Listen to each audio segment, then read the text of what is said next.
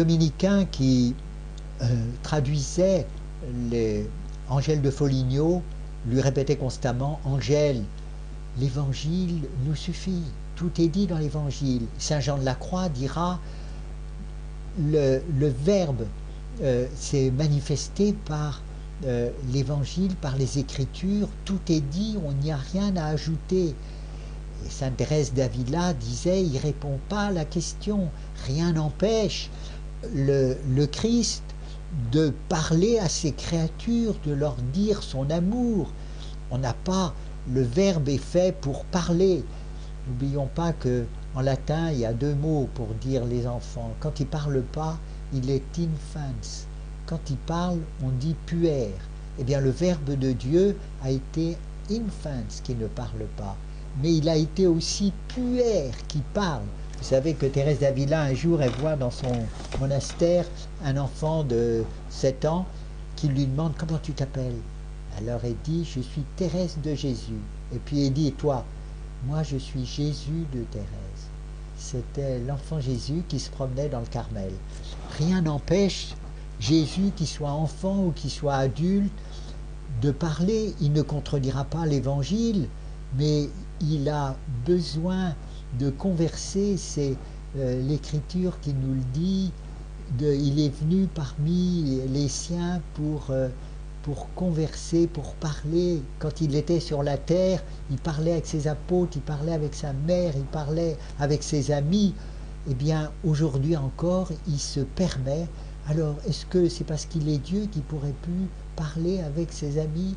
Est-ce que c'est sa divinité qui l'empêchera, lui qui est le Verbe, de parler? Non, bien sûr, tout est dit dans l'Écriture, mais c'est pas parce que nous savons quel est le plan de Dieu que ça nous suffit. Il faut entendre celui que nous aimons. Nous allons aux noces de l'agneau et nous pouvons, en compagnie du Christ, eh bien, converser. Vous voyez, un père, quand il promène son petit enfant et que l'enfant parle, le père est charmé, non pas de ce que raconte l'enfant, mais de la parole de l'enfant, que l'enfant s'adresse à lui, que l'enfant manifeste qu'il l'aime. C'est la même chose pour nous. Donc ces révélations privées que l'Église a reconnues, qui demandent des précautions, non seulement ne remplacent pas l'Évangile, mais elles le rendent plus existentiel. L'Évangile, bien sûr, c'est la parole de Dieu, mais nous sommes des univers tous différents. Chaque période est différente des unes des autres. Nous sommes des univers en expansion et ces révélations privées nous permettent d'enrichir la réception de l'Évangile par nos cœurs. Et ce soutien qui nous est donné, puisque nous sommes des êtres humains, demain, quand nous verrons Dieu tel qu'il est, on n'aura plus besoin de rien du tout. Mais aujourd'hui, le mal se montre très inventif avec notamment les médias.